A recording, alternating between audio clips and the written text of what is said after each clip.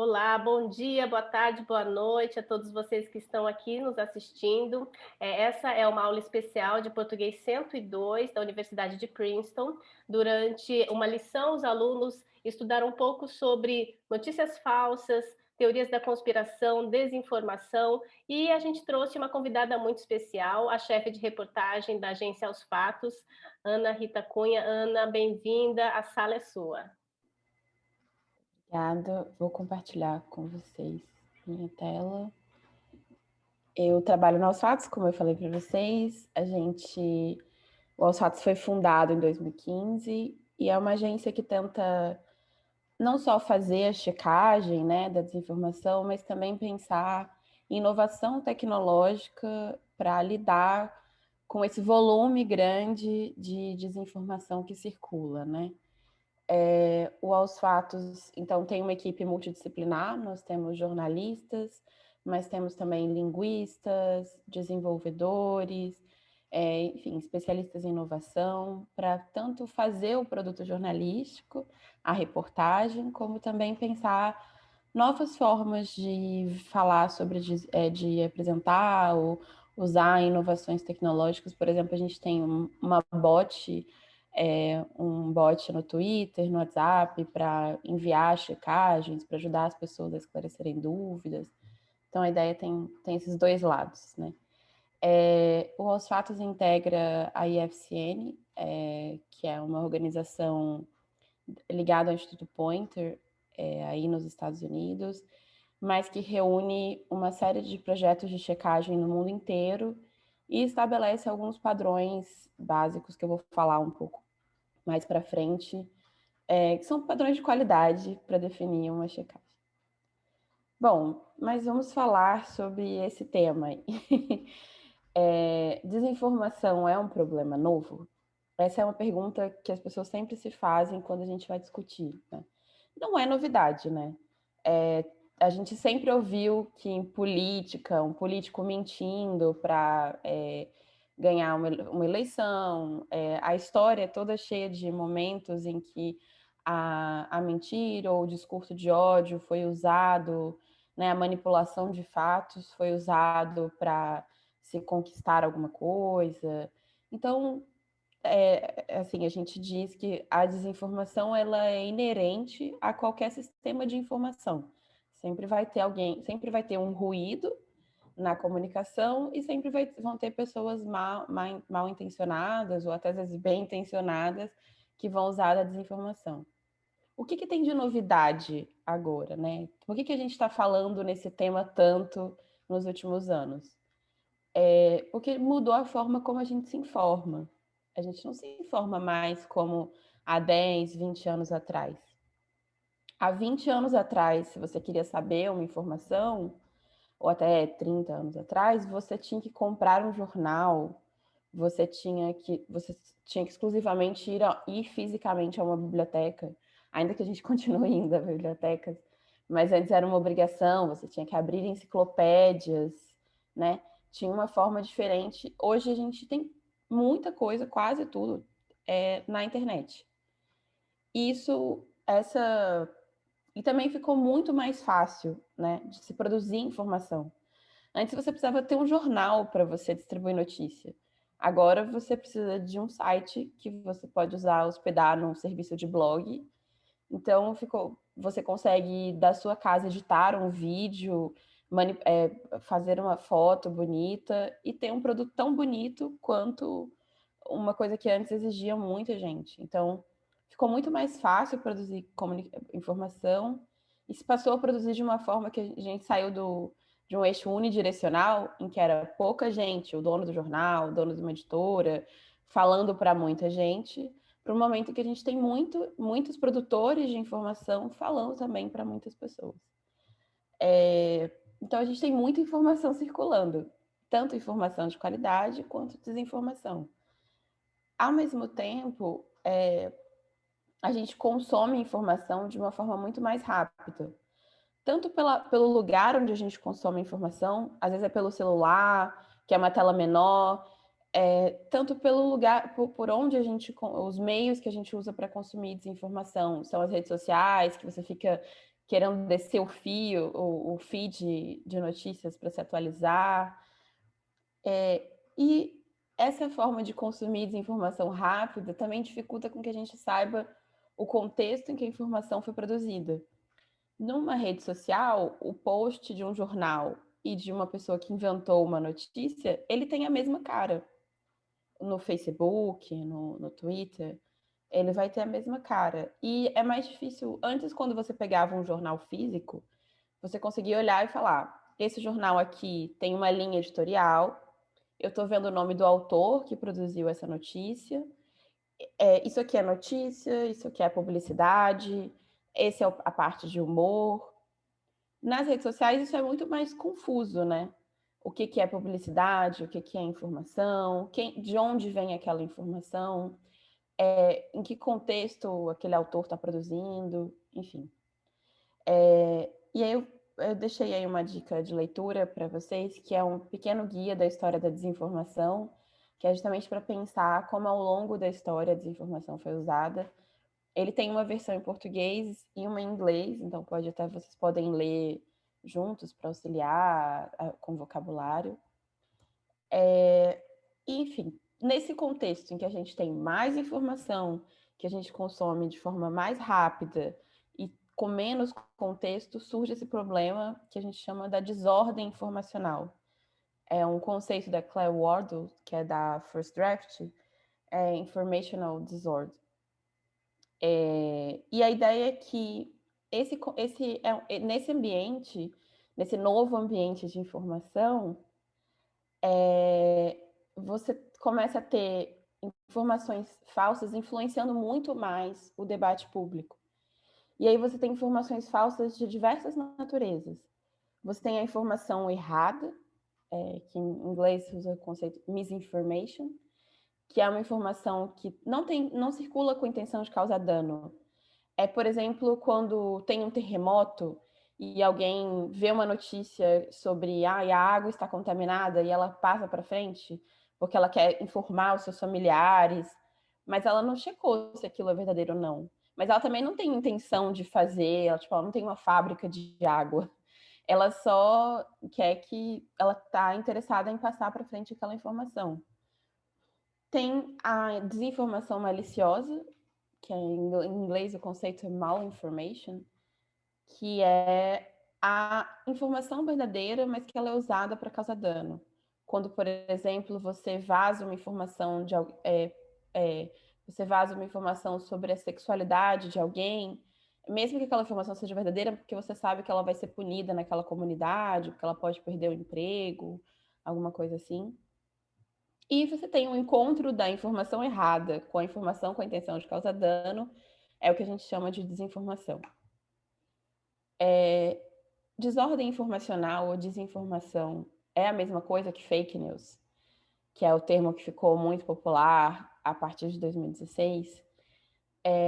Nós, estudiosos e profissionais da comunicação, não usamos o termo fake news por 3 motivos. Primeiro, porque é um termo que é reducionista, ou seja, ele aborda só uma parte do problema da desinformação. Porque nem toda desinformação que circula, ela imita uma notícia. Tem muita desinformação que circula, às vezes é uma imagem, é um meme. Então, é uma parte específica. E nem toda desinformação é usando uma informação falsa. Às vezes é uma imagem, mas ela é antiga, ela é tirada de contexto. Então, é um termo que não tem esse problema. Uma outra questão, eu acho que vocês nos Estados Unidos viveram muito isso, é que foi um termo que foi politizado. Ou seja, ele passou a ser usado como um termo para atacar a opinião que eu não gosto. Quando a pessoa fala alguma coisa que eu não gosto, eu falo, você está falando fake news. Então, como é um termo que é usado nesse sentido de ataque, a gente não usa também porque ele ganhou um outro sentido pelo uso social desse termo, né? E também porque às vezes usar fake news dificulta a gente entender o que realmente se trata. Às vezes é melhor chamar pelo nome. Isso não é uma notícia, isso não é uma notícia, isso é uma propaganda. Isso não é uma notícia, isso não é uma informação verdadeira, isso é uma mentira. Isso é um boato, a gente não tem informação suficiente para confirmar. Isso é um conteúdo ultrapartidarizado. Então, às vezes, chamar pelo nome ajuda a gente a entender melhor o contexto daquele conteúdo e saber como lidar com ele, o que a gente vai fazer com ele. Então, assim, respondendo a pergunta que eu coloquei no slide anterior, o problema da desinformação é novo, porque ele tem essa nova forma como a gente se informa e também uma nova forma como se desinforma. A gente está vivendo agora com a pandemia da Covid-19, um problema que a OMS classificou esse termo de infodemia, quando você tem um excesso de informação que afeta a capacidade de solucionar. O grande problema, é muito bom que tenha muita informação. O grande problema, acho que eu gosto muito de usar a metáfora, antes a gente estava num rio de informação, agora a gente está no mar. A solução não é secar o oceano. A solução é aprender técnicas mais sofisticadas de navegação, né? Então, eu acho que a infodemia cria esse desafio de que geralmente a gente está numa tormenta, então a gente tem que aprender, pensar novas formas de lidar com esse excesso de informação. Porque o problema não é o excesso em si, mas é porque o excesso favorece a circulação de informação falsa, principalmente quando as pessoas estão com medo, elas não nesse vácuo de informação, quando você não sabe sobre algum tema. Isso acontece não só agora na pandemia, mas isso é um fenômeno que acontece quando tem algum evento inesperado, um evento climático, uma inundação, um terremoto, um atentado. São situações que geram medo, em que você não sabe direito o que está acontecendo e o que vai ser o futuro. E vira um espaço em que as pessoas podem circular informação que podem fazer você a ter comportamentos que vão na direção contrária do que poderia te proteger. Então, quando circula desinformação sobre máscara, para as pessoas não usarem máscara, se a gente sabe que é uma medida sanitária que é efetiva contra o coronavírus, você pode acabar se expondo mais ao vírus. Ou se, por exemplo, tem um terremoto, um furacão, e alguém começa a circular uma informação de que você tem que sair de casa, quando o ideal é você ficar em casa, se proteger, você pode acabar fazendo uma atitude que te cause mais dano do que vai na direção contrária ao que poderia te fazer bem. E uma outra questão desse novo cenário de informação enfim, a gente sempre viveu em bolhas, né, de alguma forma. A gente sempre escolheu grupos de amigos por preferências de opinião, a gente sempre leu jornais ou livros que têm a ver com a nossa opinião. Não é uma coisa nova que a internet inventou essa questão. Mas o que acontece é que a internet, as redes sociais principalmente, são as plataformas digitais, elas são pensadas para que você fique mais tempo ali, e para que você fique mais tempo, às vezes elas favorecem o que a gente chama de viés de confirmação, né? Que é você, como sempre foi muito mais agradável estar envolto de informação que você concorda, que confirma a sua visão de mundo, se você é exposto apenas a isso, você fica com a sensação de que o mundo é só a sua opinião. E esse que é o problema, porque as pessoas param de conseguir conversar. Quando você lê um jornal, claro que jornais têm seleção de que opiniões vão estar ali, mas você tinha mais chance de se expor a algum conteúdo que você não gostasse. Quando você vai numa biblioteca, você tinha mais chance de pegar um livro que fosse na direção contrária do que você gostasse. E se, mesmo que você não fosse ler aquele livro, você ia ter essa sensação de que, bom, existem pessoas que pensam diferente de mim. Se você lesse o livro, talvez você sentisse mais empatia ou entendesse melhor, mesmo que você não concordasse. Mas a internet vai criando bolhas cada vez mais fechadas, em que cada vez é mais difícil de se conversar, né? Uma coisa que a gente fala muito é isso. Se você vai criando grupos mais fechados, em grupos fechados você não tem ninguém que vai apontar, vai falar, nossa, essa opinião está estranha. porque tá todo mundo ali pensando muito parecido. E também você vai parando de compartilhar o mesmo senso de realidade de outras pessoas. Aí, de repente, você tem algumas pessoas que confiam na imprensa, outras que abominam a imprensa, algumas pessoas que confiam na presidência, outras pessoas que acham que o presidente está mentindo o tempo todo. Algumas pessoas que acreditam na ciência e outras pessoas que acham que a ciência é uma grande conspiração, né? E isso é complicado se você pensa em termos de democracia, né? Porque se a gente para de conseguir conversar, a gente para de conseguir tomar decisões conjuntas, né? E pensar. Eu vou deixar aí uma dica de leitura desse texto da Claire Wardle sobre desordem informacional. Ele é um texto bem curtinho, quer dizer, não super curto, mas eu acho que ele é bem explicativo, assim, para se vocês tiverem interesse em ler mais, eu acho que é um bom ponto de partida. E aí também tem uma versão em inglês e português. Uma das dúvidas que se tem é sobre por que as pessoas produzem desinformação. Eu estou quase acabando já.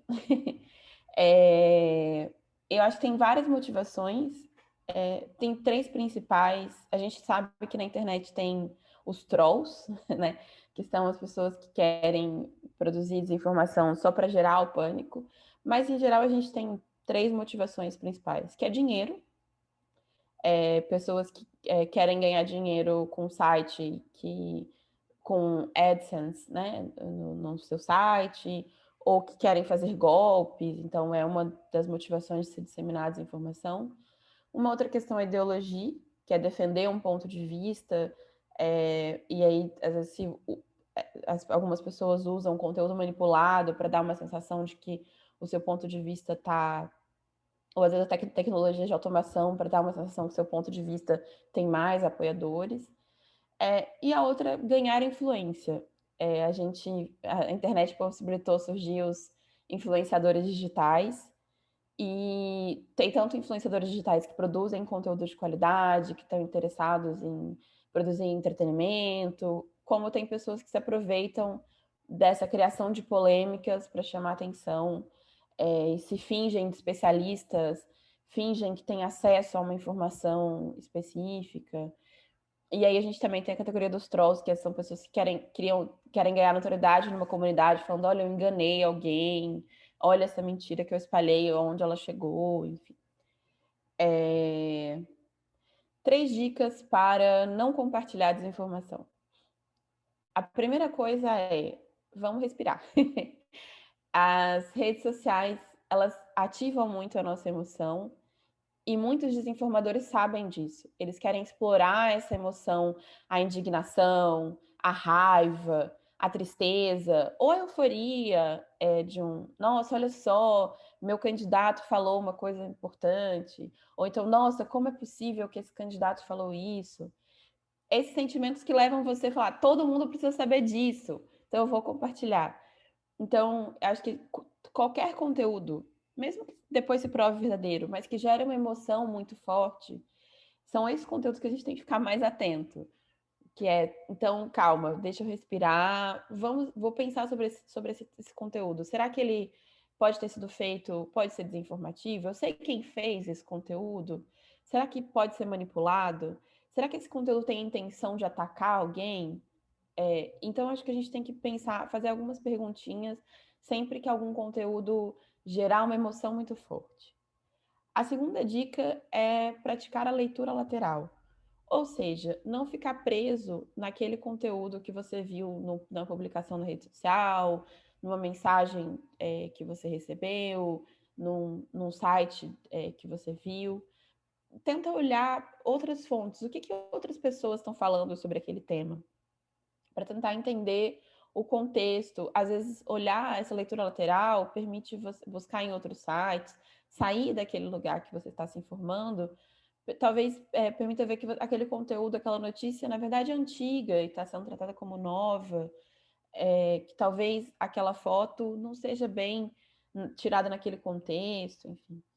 E um outro ponto é a gente saber que nós temos como o nosso cérebro funciona. Tem algumas pessoas talvez que saibam até melhor falar sobre isso, mas eu falo só do que eu estudei um pouco. que é o nosso cérebro tem atalhos mentais que nos ajudam a tomar decisões rápidas, né? A gente, quando você tem uma ameaça iminente, o seu cérebro não pensa muito, não faz grandes considerações, ele só quer te livrar daquele perigo. Para isso que, né, que existem esses mecanismos de reação. Mas quando a gente está, e até por isso que é ruim esse ambiente em que você está sempre com medo, indignado, porque você ativa mais esses vieses cognitivos, né? É, que podem levar você a tomar a decisão errada. Então, às vezes, você passa, ao invés de avaliar, quando você enxerga um conteúdo que tem muito compartilhamento, você fala, isso deve ser verdade, todo mundo está compartilhando. Mas não necessariamente, talvez todo mundo tenha compartilhado ali na emoção e ninguém parou para ver. Mas o nosso cérebro tende a enxergar aquilo como um sinal de confiança, de confiabilidade naquele conteúdo. Então a gente tem que parar. Todo mundo tem viés, acho que isso é inerente. E é por isso que é tão ruim quando a gente fica muito isolado em bolhas nas redes sociais, porque o contato com pessoas que pensam diferente nos ajudam a enxergar os nossos próprios vieses. Mas acho que é uma coisa a se ter em consideração. Só 2 slides para finalizar. O que é o nosso trabalho de checagem? A gente tem uma preocupação muito grande com a transparência. Esse é o princípio maior da checagem. A checagem, fazer fact-checking, é uma forma diferente de jornalismo, mas é jornalismo do mesmo jeito. E a gente tem uma transparência de método, que é explicar muito bem para o nosso leitor a forma como a gente checa uma informação, quais são os critérios que a gente leva em consideração. Transparência de fonte, então o texto tem que ser produzido de forma que as pessoas entendam quais foram as pessoas que foram consultadas, por que elas foram consultadas. A gente divulga também o transparente de financiamento, porque é muito importante saber de onde vem o dinheiro das organizações para entender quais são os possíveis conflitos de interesse, né? Acho que todo mundo ter conflito de interesse não torna você desinformador ou ruim. Acho que a gente saber que todo mundo pode ter um conflito de interesse é importante para a gente tentar localizar aquela informação, né? E a gente tem uma transparência de política de correção. Qualquer atividade humana está passível de erro, a gente pode errar. O importante é ter, quando a gente errar, que fique claro que a gente errou, onde a gente errou, publicar a correção. Então, essa transparência. Durante a checagem, a gente se pergunta, basicamente, a ideia da checagem é você entender o contexto daquela informação e saber se aquele contexto é fidedigno ou não. Então, a gente tenta entender a origem, se os conteúdos que estão circulando são manipulados ou não, e quais as fontes que são citadas, os dados. Eu vou passar, porque senão já está acabando o meu tempo. E não, eu só queria... Pode ficar tranquila, pode voltar lá e... Tá. Uhum. Desculpa, gente. Eu sei que eu tenho que falar devagar, porque a gente está aprendendo idioma, mas desculpa se eu tiver falado muito rápido. Depois fiquei à vontade para perguntar. Mas quando a gente vai checar um conteúdo, a gente se preocupa em entender qual é a origem daquela informação. Acho que perguntar a origem é tanto para a origem da informação, mas também quem começou a circular aquele conteúdo. Isso às vezes ajuda a entender muito bem de onde ele vem, quais podem ser os interesses por trás, se há uma agenda política, se é só uma informação que circulou porque alguém entendeu errado uma situação. Nem tudo necessariamente tem uma grande conspiração por trás. Às vezes é só a gente chama em português de telefone sem fio, que alguém passou uma informação, a outra pessoa entendeu de outro jeito, e aí vai indo para frente, cada vez um alterando o detalhe, quando chega no final tá uma grande desinformação. Uma outra pergunta é essa sobre a veracidade dos conteúdos, se as imagens, os vídeos que tem naquela informação, elas são originais, se pode ser um conteúdo impostor, de alguém que está imitando uma autoridade ou um veículo de imprensa. A gente tem muito perfis, não sei se é nos Estados Unidos é tão comum, mas aqui no Brasil tem muitos perfis que se passam por perfis oficiais, assim, principalmente quando uma pessoa começa a ser conhecida, assim. De repente teve um evento, alguém se tornou famoso, aí já criam milhares de perfis falsos daquela pessoa para se passar por ela, enfim. E uma outra pergunta que a gente faz, isso tanto sobre o conteúdo que a gente está checando, como também sobre a forma como a gente vai checar, é entender quais são as fontes e dados daquela informação, e quais são as fontes e dados que a gente vai usar para checar aquela informação. Se são pessoas que têm proximidade com o assunto. Agora, na pandemia, a gente viu muito essa questão de, por exemplo, médicos que há muito tempo estavam afastados do ambiente científico, opinando sobre ciência, mesmo está muito tempo sem ler, sem acompanhar as novidades. Então, por exemplo, às vezes uma pessoa só por ela ter formação de medicina, não quer dizer que ela seja a pessoa apropriada para falar sobre as últimas novidades de uma cirurgia de cérebro. Uma pessoa, por ser jornalista, não quer dizer que ela tem autoridade para falar sobre um tipo, porque eu sou jornalista no Brasil, eu não sou uma autoridade para falar sobre jornalismo nos Estados Unidos. Né? Eu posso saber por alto, mas eu não acompanho da mesma forma que um jornalista nos Estados Unidos, por exemplo, acompanha. Né? Toda fonte pode ter um interesse pessoal ou privado que tem que você pode perguntar se isso afeta ou não a evidência que ela está passando, né?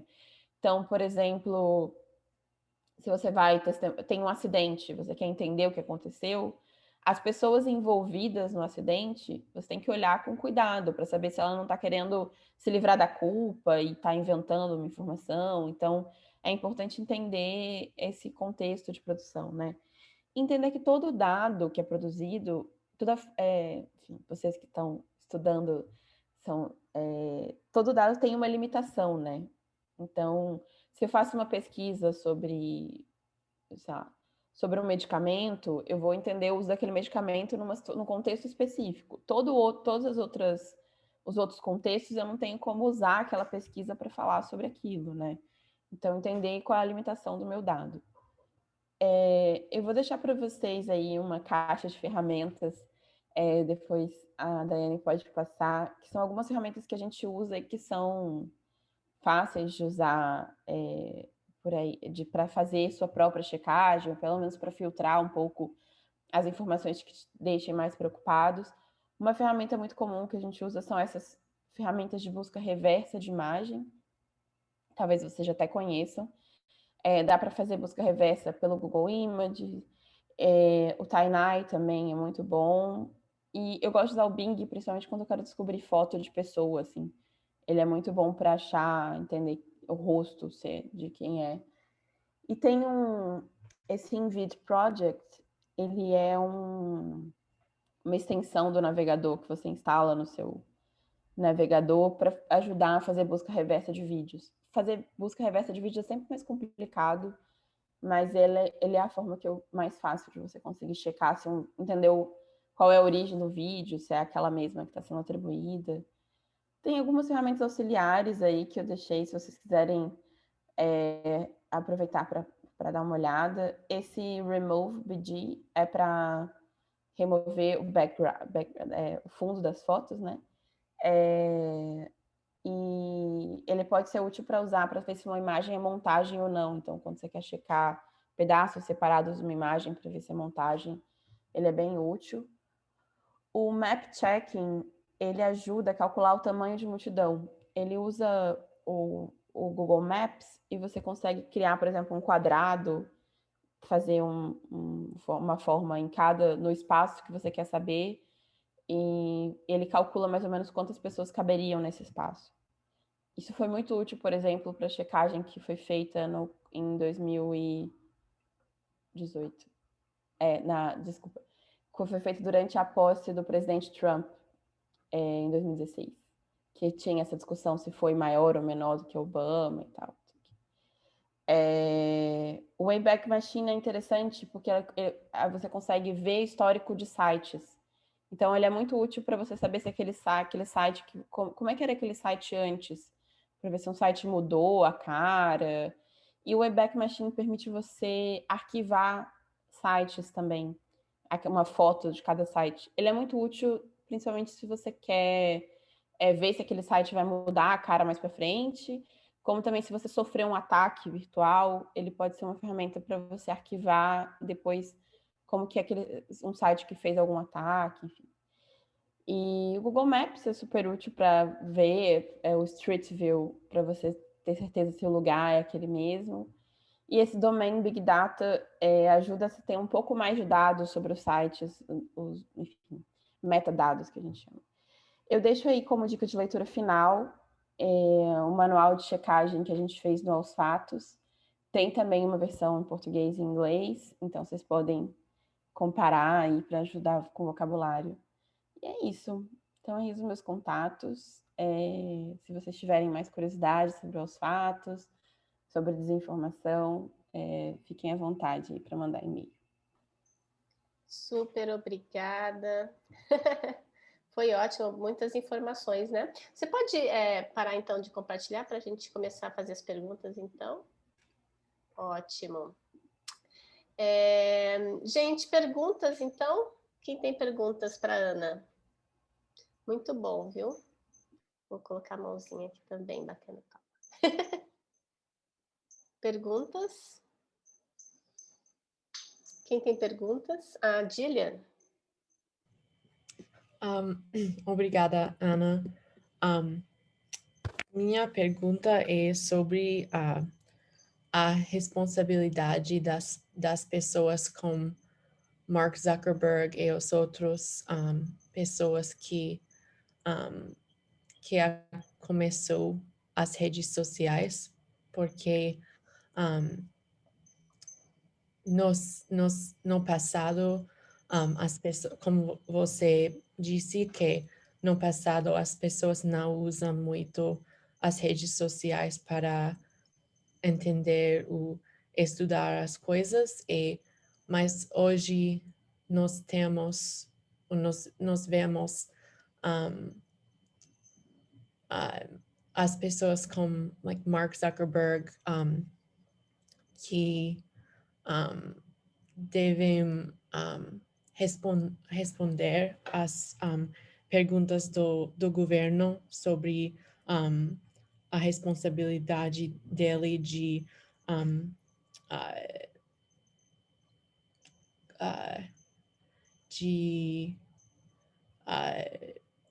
ajudar as pessoas de compreender o que é verdadeiro e o que é falso, porque ela é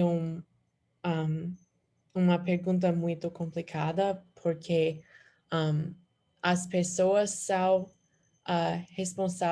responsáveis para compartilhar estas informações, mas uma pessoa com Mark Zuckerberg, por exemplo, ele é responsável para a criação destas coisas. E, na sua opinião, o que é a importância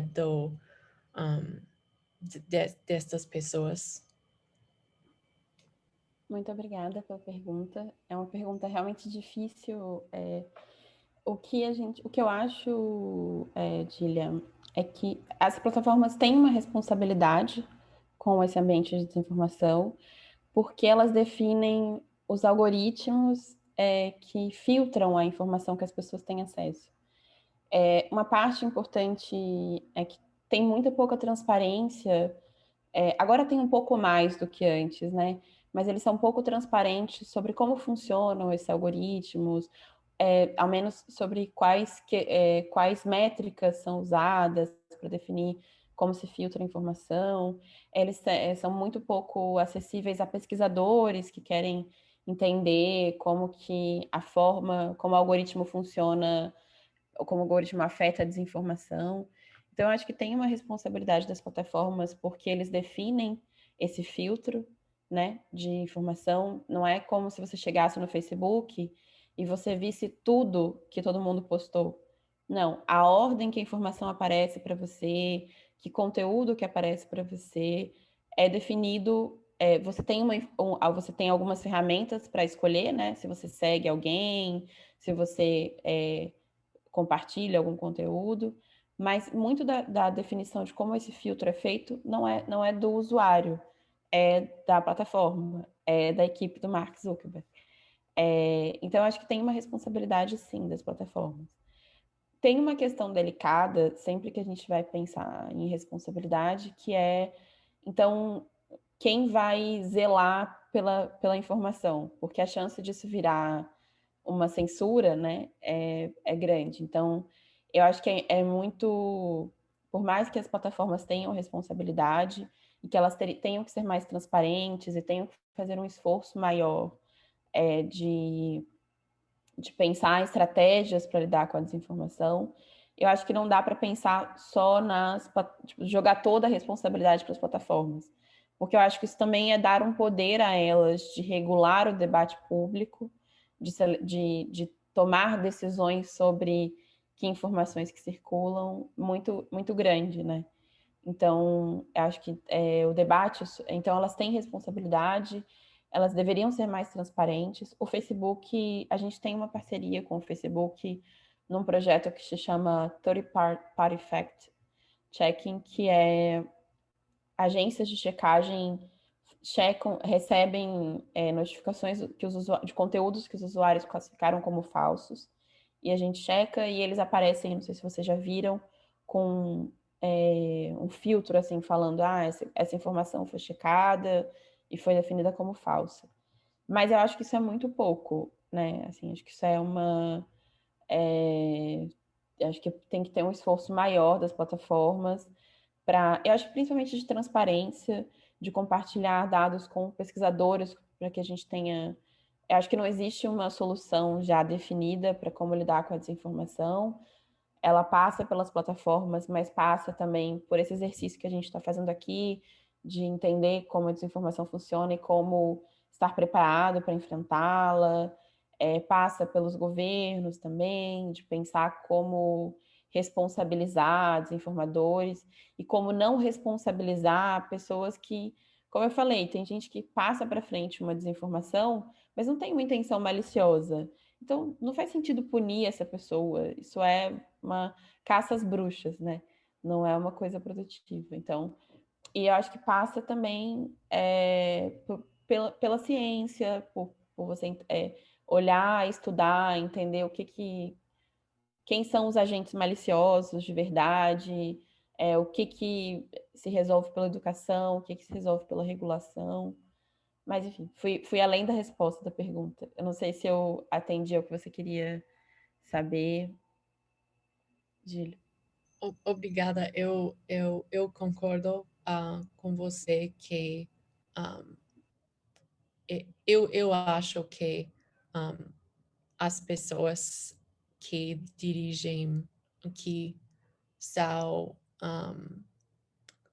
responsável para a criação destas coisas, são responsável para as consequências das redes. Obrigada. Gente, a gente tem só mais 5 minutinhos de aula, dá para fazer mais uma perguntinha. Quem vai? Mais uma pergunta. Luca? Muitas pessoas confiam os fontes mal, então como ajudar as pessoas a saber que os fontes são mal?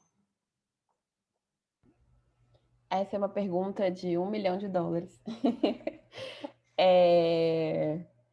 Eu acho uma coisa importante como eu falei na apresentação, a gente está num ambiente que estimula as pessoas a ficarem separadas. Então, eu acho que a gente tem que entender que existe essa sensação de que as pessoas estão em lados opostos e brigando, e sair dessa lógica de briga. Quando a gente quer conversar com alguém que acredita numa desinformação, eu acho que é importante não chegar brigando, falando, você compartilha informação falsa. Eu acho que essa postura é uma postura que é estimulada pelas redes sociais. Eu acho que a gente tem que ir na direção contrária, tem que sentar para conversar, entender por que a pessoa acredita naquela informação, por que ela acha aquela fonte confiável, alertar que... Eu acho que muitas vezes a Claire Wardle fala que quando você vai conversar com alguém, em vez de falar, nossa, você compartilhou uma informação falsa, talvez você abordar de outra forma. Você já parou para pensar que talvez existam pessoas que podem estar compartilhando tal informação para prejudicar a gente, para ganhar dinheiro com isso? Então, talvez essa ideia de alertar que podem haver interesses por trás e tentar entender por que a pessoa confia naquela informação e não em outra, talvez uma forma de começar uma conversa que ajude talvez a pessoa a pensar de outra forma sobre aquela informação. Então, não tem, assim, mesmo antes da internet, você já tinha pessoas que se fechavam para evidências, né? Eu acho que o que a gente pode fazer é o que a internet, as redes sociais às vezes fazem muito, que é fazer com que as pessoas se fechem ao diálogo. A gente pode tentar reabrir o diálogo e, a partir daí, conversar um pouco sobre restabelecer o diálogo e restabelecer o contexto das informações, a situação em que as informações estão sendo compartilhadas, os interesses por trás, enfim. Mas é difícil. Luca, eu não tenho, no Alsatos, a gente está toda hora tentando pensar uma forma diferente de informar as pessoas, de entender quais são as dúvidas que as pessoas têm, ou formar, apresentar dicas, mas é difícil. Acho que vocês aí que estão na universidade, que tiverem interesse sobre isso, acho que dá para pensar esse tema de diversos lugares diferentes, né? Então, acho que é importante, inclusive, essa diversidade de pessoas olhando para essa questão da desinformação, olhando para como essa questão afeta a democracia, né? No sentido de que interrompe o diálogo, dificulta que se estabeleçam consensos ou acordos, né? Então, acho que restabelecer o diálogo é um passo importante para tentar a gente diminuir a influência de desinformadores que ganham justamente com a polarização, com as pessoas fechadas em bolhas, sem conseguir lidar com pessoas que têm opinião diferente, né? Ana, super obrigada. Nosso tempo, infelizmente, acabou e os alunos têm aula, né, na sequência, então não dá para a gente continuar conversando. Eu só queria dizer que eu sou uma orgulhosa apoiadora da Aos Fatos. Eu acho que é importante que as pessoas ajudem a financiar esse tipo de trabalho, né? Então, eu convido a todos que puderem colaborar com agências de fact-checking, né, que checam as notícias falsas, a desinformação, que faça isso também. Quero agradecer a Grace, que veio para a nossa aula. Obrigada, Grace. Obrigada também, Dylan. Obrigada por vir. Obrigada aos meus alunos, né, por terem vindo, preparado as aulas. Ana, super obrigada pelas suas informações. A gente vai publicar, então, esse vídeo nas nossas redes sociais para que outras pessoas tenham acesso a essas informações. Super obrigada, viu? Um beijo para vocês. Um beijo. Muito obrigada de novo pelo convite. Imagina. Tchau, tchau. Obrigada, tchau. Tchau, tchau. Obrigado.